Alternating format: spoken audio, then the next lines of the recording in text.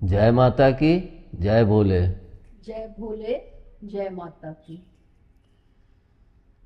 इस शारदीय नवरात्रि में जो मैंने माँ की साधना की तो उसमें अब की मैं बहुत कुछ प्राप्त किया। सबसे बड़ी चीज़ थी कि जो वर्षों की इच्छा थी वो इस महानवरात्रि में पूरी। और वह इच्छा क्या थी कि कोई ऐसा आसन या कोई ऐसा जप हो जिससे जन जन को लाभ। इसके पीछे भी एक सबसे बड़ा कारण यह था जो या हमारे दिमाग में विचार आया था कि जो बच्चे जुड़े थे तो वो यहाँ पे तो बताते थे कि हम ऐसे कर रहे हैं, जो आप बताए हैं हम उसी के अनुसार कर रहे हैं, मगर वहाँ पे तो मैं नहीं उपस्थित हूँ कि हर एक बच्चे को देखने जाऊँ। और जब उनको वह फ़ायदा नहीं मिलता है तो मुझे भी लगता था कि कुछ तो कमी है, कहीं ना कहीं तो कमी। तो मैं यह सोचा करता था कि कुछ ऐसा हो जिसको करने से हर व्यक्ति को लाभ हो। इसके पीछे एक कारण और भी है। सबके परम पिता तो एक हैं। कोई गॉड कहता है, कोई अल्लाह कहता है, तो कोई परम पिता परमेश्वर कहता है। मतलब सबने अपने धर्म के अनुसार ही उनको नाम दिए। और सबके अंदर यह भावना अति मजबूती से जमी हुई है कि हमारा धर्म ही महान है, जबकि सबके ईश्वर एक हैं, लेकिन हमारा धर्म महान है, तुम इसमें आ जाओ। कुछ तो ऐसा होगा जो सभी के अंदर समान हो। तो उसको हम लोग देखते भी हैं कि सबके अंदर खून लाली होता है, सबके दो आँख दो कान, मतलब सब कुछ तो शरीर में सेम है। बदलाव कहाँ आता है? जन्म के बाद हम अपने धर्म का चुनाव करते हैं, बदलाव वहाँ आता है। यानी जब परम पिता ने हमें जन्म दिया तो उन्होंने कोई भी ऐसा नहीं कि इस धर्म के हो तो तुमको यह चीज़ है, ये इस धर्म के हो तो तुम्हें यह चीज़ है। उन्होंने एक नज़र से पूरे ब्रह्मांड को देखा। उनके अंदर यह था कि जन जन के अंदर वह चीज़ उपलब्ध हो कि वो अपने प्रभु से जुड़ सके और वास्तविकता के आधार पर जुड़ सके। क्योंकि इसमें भी बहुत से भ्रम फैले हुए हैं, जिसके कारण व्यक्ति उस भ्रम में ही घूमा करता है और वास्तविक मार्ग को पकड़ ही नहीं पाता है। और जब वह वास्तविक मार्ग को नहीं पकड़ पाता है तो वह कभी इस मार्ग को चुनता है, कभी उस मार्ग को चुनता है, कभी उस मार्ग को चुनता है, कभी उस मार्ग को। मतलब एक मार्ग पे पूरी स्थिरता के साथ वह कभी भी जम ही नहीं पाता है। यह भी उसी तरह से है कि कुछ दिन हम एक धर्म को साध रहे हैं या एक ही धर्म में चलते हुए कभी हम इस मंत्र के सहारे माँ दुर्गा को साध रहे हैं, मज़ा नहीं आया तो माँ लक्ष्मी की आवश्यकता है, माँ लक्ष्मी को साधने लगे। मतलब अपने हिसाब से भाव के अनुसार परिवर्तित होते जाते हैं, एक चीज़ पे नहीं रुकते। लेकिन एक चीज़ हम संसार में देखते हैं तो वह चीज़ है कि पूरे संसार में बिखरी हुई है। आप संसार के किसी भी हिस्से में चले जाइए, आपको कहीं ना कहीं शिवलिंग अवश्य प्राप्त होगी, आप चाहे जहाँ पे जाइए। लेकिन लोग उसको छुपाए हुए हैं। और मैंने भी जब इस साधना मार्ग में चला तो मैं भी कहता था कि प्रभु ने स्वरूप नहीं, अपनी प्रतिकृति मतलब शिवलिंग को उन्होंने अपना वो दिया कि इसको देख के तुम मानव लोग समझो कि हमारे लिए शिवलिंग कितना उपयोगी है। और मैं इसको बराबर कहता आया हूँ कि शिवलिंग के बिना आप कभी भी परम पिता को जान ही नहीं पाएंगे।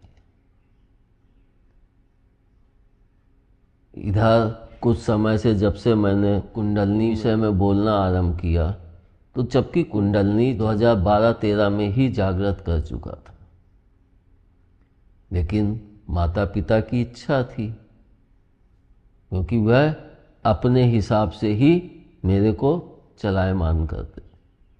तो उस बाकी पीरियड में मैंने बहुत कुछ सीखा, और जो सीखा, जो देखा, उसको देख के ही कि व्यक्ति के अंदर 80% लोगों के, कि हम एक समान उसमें चले, हमें ना उतनी भक्ति चाहिए ना उतनी वो, हम अपने परिवार को सुखपूर्वक रोटी खिला सकें, अपने परिवार का अच्छे से लालन पालन कर सकें, और हम भी कुछ अपने अंदर शक्ति महसूस करें कि हमारे अंदर भी ऊर्जा है। अगर वह ऊर्जा है तो हम बहुत शांति से अपने संपूर्ण जीवन को, चक्र को अच्छे से और शांति से पूर्ण कर सकते हैं। जिसको मैंने पहले अपने वीडियो में कहा भी है कि हमारे शरीर का सारा खेल ऊर्जा पे ही रुका हुआ है। और कुंडलनी में भी मैंने यही आप लोगों को ज्ञान दिया था कि ऊर्जा जो हमारे बीच की रीढ़ की हड्डी में है, वह ऊर्जा पूरी तरह से खुली नहीं होती, यानी उसमें अवरोध होते हैं, जिसको हम कुंडलनी जागृत करने के समय ही खोल पाते हैं, नहीं तो वो हमेशा अवरोध विद्यमान रहते हैं। अब जब अवरोध विद्यमान रहते हैं, उसके पश्चात जब मैं ये कुंडलनी का बोल रहा था, तो मेरे से कई लोगों ने फ़ोन पे संपर्क किया। कुछ ने बताया कि मैंने 21 दिन का उनका सेशन लिया, कुछ लोग कुंडली की वर्कशॉप चला रहे हैं, कोई 21 दिन में जागृत कर रहा है, कोई 7 दिन में अनुभव करा रहा है। मेरे को ताज्जुब होने लगा कि इतनी जल्दी कैसे वो हो जाएगा। मुझे इतना समय लगा और लोगों को इतनी जल्दी जागृत करे दे रहे हैं। एक प्रभु भक्त ने बताया कि वह सेशन 21 दिन का लिया, जहाँ भी लिया, उसके पश्चात वह उस पर करता था तो उसको बीच में जैसे पैरालिसिस टाइप का हो जाता, थोड़ी देर के लिए, फिर वो अपना चैतन्य हो जाता था। तो पैरालिसिस क्यों होता था? क्योंकि वह गलत मार्ग पे चल रहा था, उसका सही ढंग से उस मार्ग पे वह चल ही नहीं पा रहा। क्योंकि अगर हम सही मार्ग से चल के कुंडली को जागृत करेंगे तो हमें दिक्कतें होती हैं, लेकिन ऐसा नहीं होता है कि कोई लंबे समय तक की पैरालिसिस हो। हमें आवाज़ें सुनाई देती हैं, आवाज़ें भी सुनाई देती हैं, जो आवाज़ें आम आदमी नहीं सुन सकता है, आम जनमानस नहीं सुन सकता है।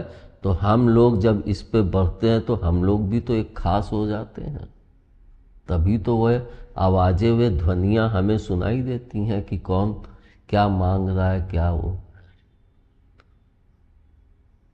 जिसको मैंने पहले ही कहा है कि प्रत्यक्ष दुनिया के साथ अप्रत्यक्ष दुनिया भी विद्यमान है। और हम लोग अगर इसको देखें तो रामायण में भी अप्रत्यक्ष दुनिया का जिक्र है, और शिव पुराण में भी है, और कृष्ण जी के उसमें भी है। तो बिना अप्रत्यक्ष के प्रत्यक्ष कभी भी सशक्त नहीं हो सकता है। और जब हमारा अप्रत्यक्ष सशक्त होता है तभी हम प्रत्यक्ष में पूरी तरह से सशक्त हो पाते हैं। यह सब बताने का कारण सिर्फ इतना ही है कि जो भी वीडियो लंबे हो जाते हैं तो व्यक्ति थोड़ा सुनता है। आजकल शॉर्टकट चल रहा है। पहले 5 दिन का टेस्ट मैच होता था, फिर 1 दिन का कि 50 ओवर का, फिर और छोटा रूप 20 ओवर का। मतलब व्यक्ति एक लंबे मार्ग को चुनना ही नहीं चाहता है, उसको हमेशा शॉर्टकट चाहिए। और मैंने इस नवरात्रि में यह भी जाना कि 80% में 40% व्यक्ति वे हैं जो एक आम जीवन में चल रहे हैं कि उन्हें कमाना है, अपने परिवार को खिलाना है, और इतनी सीधी उनको हो गया, मतलब कमाई और परिवार को जीवन। 40% ऐसे लोग हैं जो अपने को उठाना चाहते हैं कि हम कुछ बने, उनके कोई तकलीफ हुई वे उसमें उलझने लगते। तो 40% वो लोग हैं, लेकिन वो लोग भी शॉर्टकट ही मांगते हैं, लंबा नहीं मांगते हैं। अगर उनसे कह दिया जाए तो वो दौड़ के वहाँ जाएंगे, प्रवचन बैठ के 10 घंटे 8 घंटे सुन लेंगे, क्योंकि उसमें उनको सुनाई दे रहा है, भजन कीर्तन वो सब हो रहे हैं, तो स्त्रियों को सबको बड़ा मजा आता है। लेकिन वही अगर मैं कह दूं कि घर में बैठकर ध्यान करो और अच्छे से अपनी उठान करो, तो व्यक्ति को उसमें उलझन होती है, परेशानियां होती हैं। वह एक जगह 1 घंटे भी नहीं बैठ पाता है। जबकि हम देखें तो हमारे जितने भी पुराने ऋषि मुनि हैं, सब काफ़ी देर तक बैठ के ध्यान करते थे, हवन पूजन करते थे, फिर भी ध्यान करते थे। यानी बिना ध्यान के हम उस तक पहुंच ही नहीं पाएंगे। और इसको मैंने अपने वीडियो में बताया भी है कि ओम का आधा हिस्सा छुपा है, जिसको सिर्फ हम ध्यान मार्ग से ही जान सकते हैं। और जब ध्यान का मार्ग इतना विस्तृत, इतना बड़ा है, लेकिन उस पर व्यक्ति चल नहीं पा रहा है। चल क्या रहा है? फूल चढ़ा दिए, पंडित जी आए, पैसा दे दो, पूजा कर दें, इसी पे चल रहा है। मतलब हम अंदर के अप्रत्यक्ष को जगाना ही नहीं चाहते हैं। इस दुनिया में हमें सब चीज़ सुविधाएं उपलब्ध हो, हम उसी में मौज करते हुए फिर ये भी आ जाता है कि मेरी मौत ना हो, कोई ऐसा तरीका हो, क्योंकि इसमें खेलने में, माया में बड़ा मज़ा आने लगता है। फिर वह तमाम इंतजाम करने लगता है कि मेरी मौत ही ना हो, जिसको हम कई लोगों को देखे हैं। इतिहास में आप पढ़िए तो कोई रानी थी, वे भी अपने को हमेशा यौवन रखने के लिए तमाम क्रियाएं करती थी। तो हम देखते हैं कि व्यक्ति को माया अत्यधिक प्रिय है, लेकिन उस माया को प्राप्त करने के लिए हमें, जब तक हम शांत नहीं होंगे, तब तक हमारे लिए वह माया सिर्फ पतन का ही कारण बनती है। अगर हम शांत और स्थिर होंगे तो हम उस माया का सदुपयोग करेंगे और एक सही मार्ग देंगे। इसको मैंने ऐसे भी समझा कि मैंने जैसे पिछले वीडियो में बोला ही है कि केंद्रीकरण और विकेंद्रीकरण, मतलब हमने शक्तियां प्राप्त की और उनको सिर्फ अपने शरीर में ही हो। इसको प्रभु ने विकेंद्रित की, कैसे जनमानस को लाभ पहुँचे। प्रभु के सभी बच्चे, चाहे वो मुसलमान हो, चाहे ईसाई हो, चाहे हिंदू हो, सभी उसी के तो बच्चे हैं, तो उसकी दृष्टि तो सब पे समान है। तो कोई ऐसा हो जिससे इस जनमानस को भी लाभ प्राप्त हो। और इस जनमानस को लाभ प्राप्त कराने के लिए जब मैंने एक बार पहले अपने बच्चों से शिवोहम का जप करवाया था, और उसका मतलब मैंने कि शिवोहम, शिव की तरह हम हो गए। शिव और हम में कोई फर्क नहीं है। इस चीज को उस समय मैं नहीं समझ पाया, सिर्फ इतना जान पाया कि हम जब जागृत होकर इतनी ऊंचाई पे पहुंच जाते हैं तो हम शिव के समाहित हो जाते हैं, तो हम में और शिव में कोई फर्क नहीं रह जाता। और सबसे बड़ी बात जो आपको एक चीज है कि यह सबसे मुख्य बात है कि जब हम अंदर की जर्नी करते हैं, अंदर का सफ़र करते हैं, तो वहाँ पे ना हमारे श्री हरि चलते हैं, ना वहाँ पे कृष्ण चलते हैं, ना वहाँ पे राधा रानी चलती हैं, ना वहाँ पे सीता मैया चलती हैं। वहाँ चलते कौन है? सिर्फ और सिर्फ शिव चलते हैं। यानी शिव और शक्ति के बिना हम अपने इस मार्ग को कभी भी संपूर्ण नहीं कर सकते। इसलिए मैं आप सभी से हाथ जोड़ के प्रार्थना कर रहा हूँ कि वो लोग इस मार्ग पे जो भी व्यक्ति, जो भी भक्त चलना चाहें तो वे शिव को अवश्य पूजें। शिव हमारे अंदर के देवता, मतलब अदृश्य के देवता है, और जब हम अदृश्य में चले तो शिव के साथ के बिना, शक्ति के साथ के बिना हम वहां तक नहीं पहुंच सकते। मांगते क्या है? शक्ति। पूछते क्या है? खुद सोचो।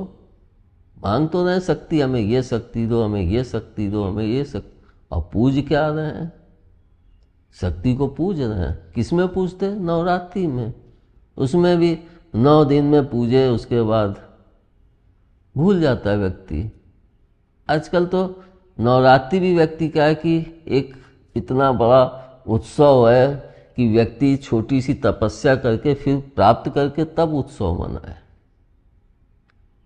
लेकिन व्यक्ति क्या है, कलश बैठाल दिया, वो कर दिया, पंडित जी आए पाठ कर दें, आखिरी दिन हवन हो गया, कन्या खिलाओ, इति श्री, जय माता की। ऐसा कहीं होता है?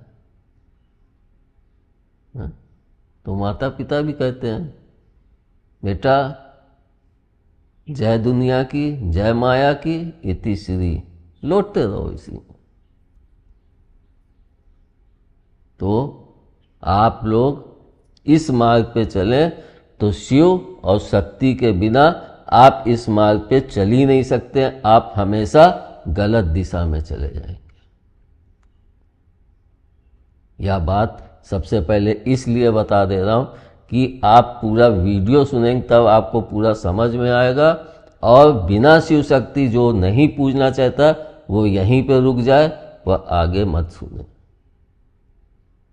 क्योंकि उसके लिए कोई भी वह लाभ नहीं देगा। अब हम आते हैं वापस शिवोहम। शिव मतलब मैं शिव के, उससे शिव हो गया। और मेरे सामने क्या है? शिव तो नहीं बन सकता कि मैं उनकी तरह त्रिशूल ले हूँ और उनकी तरह मैं छाल पहनूँ या सिंह की छाल पहनूँ और पूरा बदन ऐसे इतनी ठंडी में, हम लोग तो इतनी ठंडी में बैठ जाएं तो अकड़ ही जाए। लेकिन उन्होंने अपनी सब शक्तियाँ जागृत की थी। उन्होंने अपनी सब शक्तियों को इस पृथ्वी की स्थापना के लिए स्थापित किया, तब जाके यह दुनिया चल रही। वे सब अदृश्य रूप में है। तो जब हम इस पे बढ़े तो शिव के उससे ही। अब हम देखते हैं कि शिवलिंग, तो प्रभु ने शिवोहम को मैं बहुत मनन करने लगा कि शिव की तरह हम कैसे कुंडलनी के बाद जब इसका व्याख्यान दिया तब मैं भी इस बात से और ज़्यादा चिंतित हो गया कि व्यक्ति लोगों को कैसे बेवकूफ़ बना रहे हैं कि कुंडलनी इतनी जल्दी जागृत हो रही है। और अगर कुंडलनी जागृत है तो फिर इतने लोगों के इतने वर्क साफ चल रहे हैं, तो आज भारत सोने की चिड़िया वापस बन चुका होता। आप क्या समझते हैं? एक कुंडलनी व्यक्ति जागृत करता है तो 10 किलोमीटर अगर उसकी पावर है तो वो 10 किलोमीटर तक के उसमें धीरे धीरे वहाँ के उसमें परिवर्तन आरंभ हो जाता है। वहाँ के लोगों की सोच और उसमें एक परिवर्तन आरंभ हो जाता है। तो अगर इतने वर्कशॉप इतने वो चल रहे हैं तो हमारे तो भारत की प्राकृतिक ही एकदम अलग हो जाती, न्यारी हो जाती। हर आदमी के अंदर शांति होती, हर आदमी अपने में ही संपूर्ण होता। उसको क्या मतलब होता कि वहाँ पे युद्ध हो रहा है, यहाँ पे युद्ध, क्या मतलब है युद्ध से? वह खुद इतना सशक्त होता कि शांति से वह अपने इस संसार के जीवन के चक्र को पूरा करता। तो हम शिवलिंग बन जाए और शिवलिंग बन के हम उस परम पिता को याद करें। हालांकि शुरू में आप लोग ज़्यादा देर नहीं बैठ पाएंगे, लेकिन धीरे धीरे जब प्रयास करते हैं निरंतर, तब हम लोग उसमें बैठने में सक्षम हो जाए।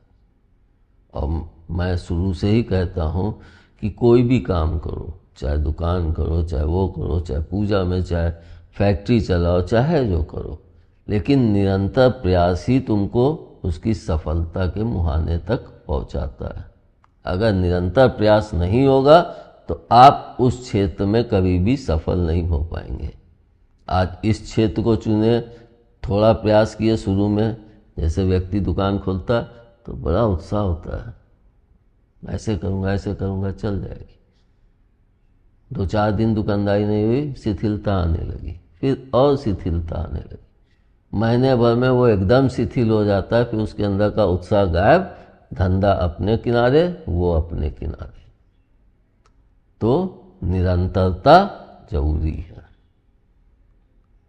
और मैं ये भी कहता हूँ कि अगर इस आसन को आप लोग पूरे भाव और पूरे मनोयोग से करेंगे तो आपको शीघ्र ही स्वयं अनुभव होगा, ना कि किसी दूसरे को, क्योंकि कर आप रहे हैं। और सबसे बड़ी चीज़ कि इधर कुछ समय से मैंने देखा कई जगह पे लोग सुनने गए और वहाँ पे भगदड़ मच गई तो कितनी मौतें हो गई। क्या वहाँ पे जाके ही भगवान आपसे प्रसन्न होते हैं?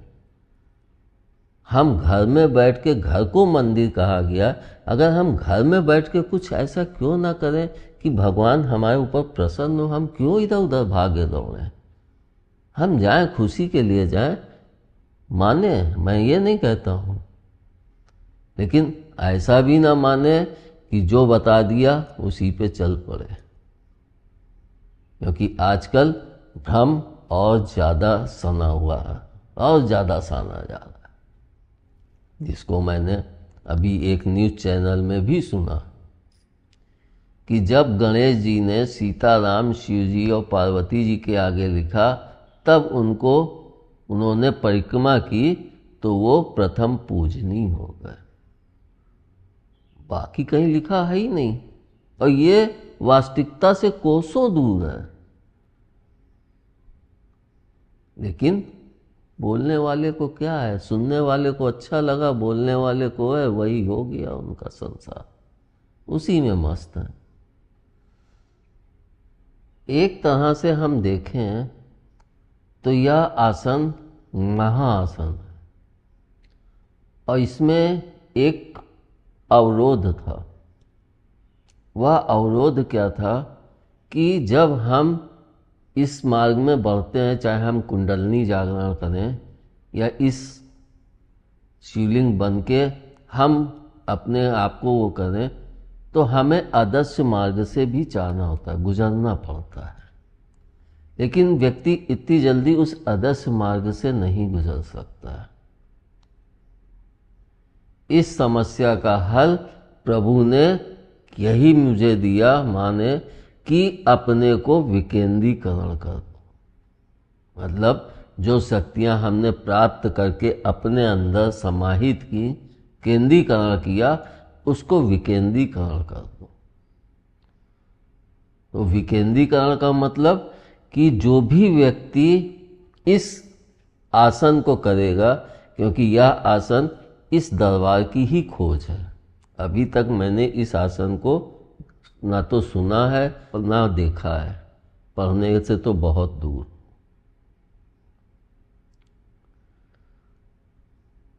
तो हम इस अपने आप को विकेंद्रीकरण कैसे करें? मतलब हम अगर प्रत्यक्ष में लोगों को इस मार्ग में संचालित करेंगे तो हम मुश्किल से मुश्किल 100, 200, 1000, 10,000 लोगों को ही संचालित कर पाएंगे। लेकिन अगर वह व्यक्ति इस आसन पर बैठ के और जप को कर रहा है तो हम अदृश्य रूप में उसके लिए बहुत कुछ कर सकते हैं। मतलब वह अगर इतना जागृत होगा तो वह मुझे और माता जी को अपने सामने ही खड़ा पाएगा। वो माता जी नहीं, मेरी श्रीमती जी, जिनको जितने बच्चे जुड़े वो जानते हैं, लेकिन अभी आपके लिए इस प्लेटफॉर्म पे माता जी नहीं आई। और यह जप या मार्ग तभी संपूर्ण होगा जब आप हमें और हमारी श्रीमती जी को माता पिता के रूप में मान के और इस पे बैठेंगे, तब हम आपके उस आदर्श मार्ग में सहयोगी हो पाएंगे। नहीं तो मैं आप लोगों का कोई भी सहयोग नहीं कर सकता। फिर आपको स्वयं बढ़ना पड़ेगा और उसका कोई लाभ भी नहीं मिलेगा। मतलब अगर आपने यहाँ से जुड़ के नहीं किया तो इस आसन का कोई भी लाभ आपको नहीं प्राप्त हो पाएगा। थोड़ा बहुत चल पाएंगे, लेकिन जहाँ आदर्श मार्ग आएगा वहीं पे आपकी रुकावट होगी। इसलिए गुरु रूप मुझे पसंद नहीं है, या मैं अपने पुराने वीडियो में बोल चुका हूँ कि मुझे गुरु बनना क्यों नहीं पसंद है। और मैंने भी, कुछ लोग शिव जी को गुरु भी मानते हैं, कुछ लोग, हर व्यक्ति अपने उससे मानता है, लेकिन मैंने उनको परम पिता और माँ शक्ति को जगत जननी माना। और इस संसार का निर्माण भी उन्होंने ही किया, यह सभी कहते हैं। मेरा बताने का मतलब यही है कि इसके बिना आप इस आसन को नहीं कर पाएंगे, तब यह आसन आपके लिए बेकार है। और इसके बाद जो दूसरी सबसे बड़ी चीज़ है कि कुछ लोग सोचते हैं कि पैसा लेंगे, ये करेंगे अगर इनसे जुड़े। मुझे कोई भी पैसे की डिमांड नहीं होती है। आपके भाव के अनुसार जब आपको लगे, तब आप जो भी दरबार को देना चाहें वो आप दे सकते हैं।